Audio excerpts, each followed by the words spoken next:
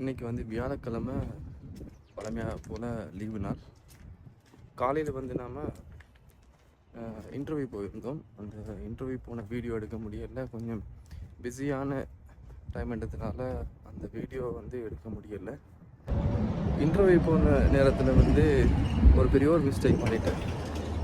Interview போகிறேன்னு சொன்னால் கண்டிப்பாக சிவி தேவை. ஆனால் சிவியை வந்து வச்சுட்டு போயிட்டேன், மறந்துட்டேன். ஃபைலை மட்டும் கொண்டு போய் தேய்க்கிறேன். என் அவ்வளவு டென்ஷனாகவும் பிஸியாகவும் இருந்துச்சு.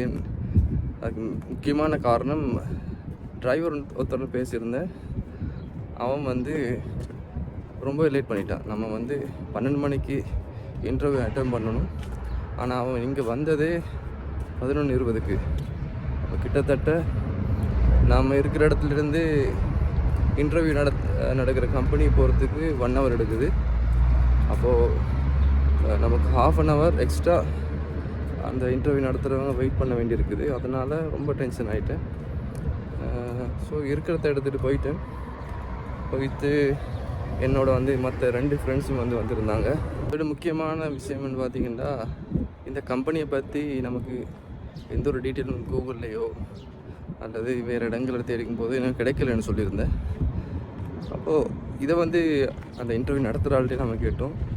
நம்ம சர்ச் பண்ண நேரத்தில் எந்த ஒரு டீட்டெயிலும் கிடைக்கல. அதுக்கு என்ன ரீசன்னு அவங்க சொன்ன பதில் தான், நம்மளோட பிரான்ச்சஸ் இருக்குது நிறைய நாடுகளில். இங்கே வந்து அவங்க புதுசாக லான்ச் பண்ணியிருக்கிறதுனால ஒரு டீட்டெயில் இல்லைன்னு சொன்னாங்க. ஆனால் அது நம்ம கூடிய மாதிரிண்டா இல்லை. என்ன கேட்டால், சவுதி அரேபியாவில் அவங்க டீட்டெயில் இந்த வெப்சைட் ஓப்பன் பண்ணாட்டியும் கூட மற்ற நாடுகளில் இருக்கிற பிரான்ச்சோட டீட்டெயில் இருக்கிற ஒரு மெயினான வெப்சைட் ஒன்று இருக்க தானே செய்யும்.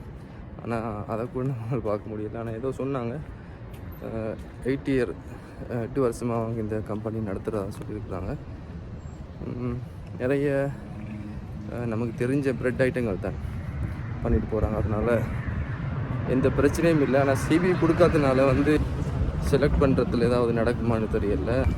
இன்னும் ஒரு 1 week வெயிட் பண்ணி பார்க்கலாம் யாருக்கு